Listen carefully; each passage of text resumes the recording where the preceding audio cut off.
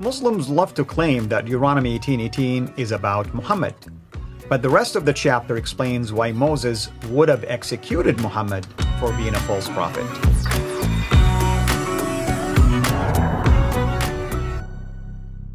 If we were to go back to the book of Deuteronomy, specifically in Deuteronomy chapter 18, where, by the way, our Muslim friends love to quote from Deuteronomy 18, verses 15 to 18, claiming that Muhammad is a prophet like Moses.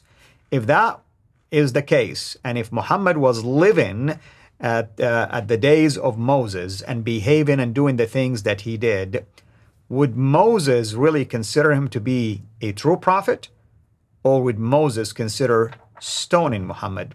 Why do I say this? Because that's exactly what the law of Moses teaches, and that's what Deuteronomy 18 teaches as well. With me here to unpack all of that is our dear brother David Wood. David. So, what is it about Deuteronomy 18 that our Muslim friends somehow magically they do not continue to read right after verse 18? Yeah, this is no one is better at cherry picking than Muslim apologists like Ahmed Deedat and Zakir Naik and Shabir Ali and so on. They will go to a verse, look for a way to twist it into something about Muhammad, and somehow it never crosses anyone's mind to read a verse earlier or a verse later or two verses later. Almost always, whenever Muslims are quoting a verse of the Bible to show that it talks about Muhammad and it's a prophecy about Muhammad, there is something in the immediate context that would make Muhammad a false prophet.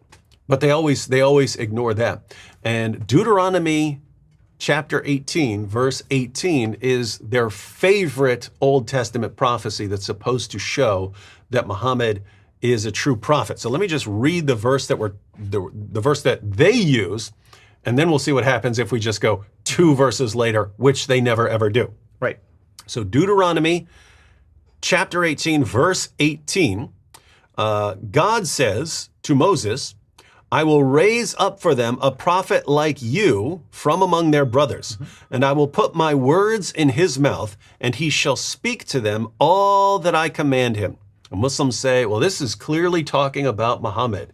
And they'll draw comparisons between Moses and Muhammad. Well, Moses was both a general and a lawgiver. And so, Muhammad and Moses are alike in that respect. The obvious problems here is the verse says, a prophet like you from among their brothers in the context in Deuteronomy. This means your fellow Jews. So it just doesn't fit that this is talking about Muhammad. There are all kinds of other problems as well, because later, at the very end of the book of Deuteronomy, it explains what it means to be a prophet like Moses. And it's knowing God face to face and miraculous deeds. Muhammad didn't know God face to face, and he didn't do miraculous deeds. So he's not even a contender here. But if our Muslim friends would just read two verses later and have any awareness at all of what's in their sources, they would realize that this verse calls Muhammad a false prophet. Exactly. And that if Muhammad were alive during the time of Moses, Moses would have ordered the people to pick up stones and stone him to death as an obvious false prophet. But they don't do that. They don't read just two verses later where we read, but the prophet who presumes to speak a word in my name that I have not commanded him to speak, or who speaks in the name of other gods, that same prophet shall die. Would have been a death penalty. Notice, God gives two criteria here of a false prophet. The prophet who presumes to speak a word in my name that I have not commanded him to speak. So he says, here's a revelation from God, and it's not actually a revelation from God. Or, the other criterion, who speaks in the name of other gods.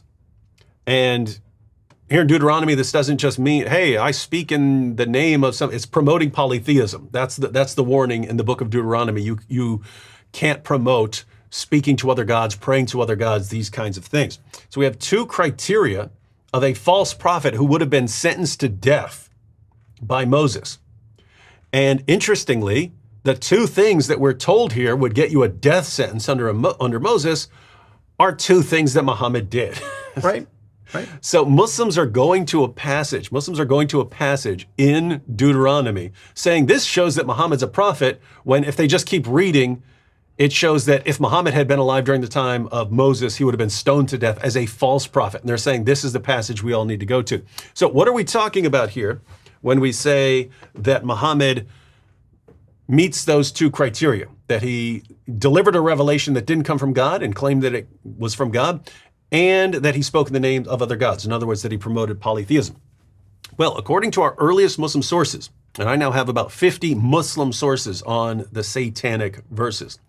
According to our earliest Muslim sources, Muhammad felt really bad that his tribe wasn't converting to Islam. So he longed for a revelation that would help them convert, that would help bring them closer to Islam. One day he got the revelation he was looking for. He was receiving what is now Surah 53 of the Quran. And as he's receiving this revelation, this is the revelation that he received and delivered to his followers. It said, "Have you not heard of Alat and Alusa and Manat, the third, the other? These are the exalted cranes whose intercession is to be hoped for." So the Alat, Alusa, and Manat were three pagan goddesses that Muhammad's tribe believed in. Right. It says their intercession is to be hoped for. In other words, these are these bird goddesses who can carry your prayers to Allah. And so he's declaring that it's okay to pray to these pagan goddesses now, because Allah's the main God, but you can have intercessors. You can have intercessors, these pagan goddesses. So Muhammad delivers this revelation to his followers. He delivers the revelation to his followers. Allah just revealed to me that we can now pray to these three pagan goddesses. His followers bow down in honor of the revelation, and the pagans bow down in honor of the revelation as well. They were overjoyed that Muhammad was now promoting polytheism, openly promoting polytheism. Later, Muhammad came back and said, "Sorry, the devil made me do it. That didn't actually come from God." And in the history of At-Tabari, Muhammad even says, "I have fabricated things against God which he did not speak." Now think about that. I have fabricated things against God which he did not speak. It's the history of At-Tabari. Muhammad says that. I fabricated things against God which he did not speak. So Muhammad fabricated things against God which didn't actually come from God. And what was he doing? He was promoting prayer to pagan goddesses.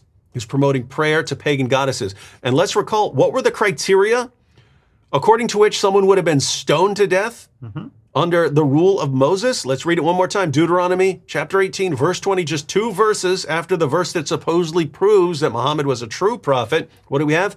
"But the prophet," clearly talking about a false prophet, "but the prophet who presumes to speak a word in my name that I have not commanded him to speak, or who speaks in the name of other gods, that same prophet shall die."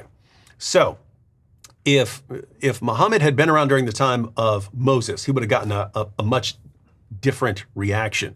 Fortunately for Muhammad, he was around pagans, and they thought it was great that he delivered a revelation promoting polytheism.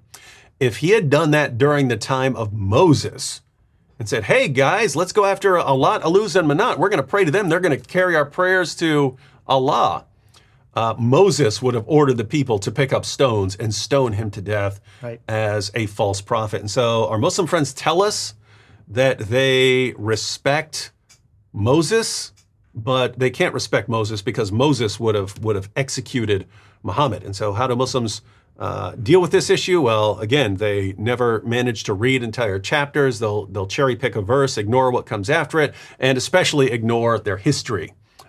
Which is why so few Muslims know that Muhammad delivered the satanic verses. Amen. And I want to add, just from Deuteronomy 13, there is more criteria in there. "If a prophet or a dreamer of dreams arises among you and gives you a sign or a wonder, and the sign or wonder that he tells you come to pass," notice, "and if he says, 'Let us go after other gods which you have not known, and let us serve them,' you shall not listen to the words of that prophet or that dreamer of dreams, for the Lord your God is testing you." And then it goes on to say, "You shall purge the evil from your midst. So even if Muhammad says things that came to pass, he still was leading people to worship a different God, not the God of Moses. And that's why, our Muslim friends, here is your favorite passage, Deuteronomy 18:18. Please proceed to read verses 19 and 20, and you tell us, why in the world should anyone take Muhammad seriously and consider him to be a prophet when in fact he wasn't actually speaking on behalf of Yahweh, the God of Moses? Until next time, have a blessed day. Thank you for watching this video. Be sure to like and subscribe to our channel, Sira International, and click on the bell so that you receive notifications whenever we publish a new video or go live. I would also like to appeal to you to consider becoming a Patreon patron by clicking the link right below. By doing so, you can give towards the production of these videos. There are also other options for you where you can give to our channel. I thank you from the bottom of my heart.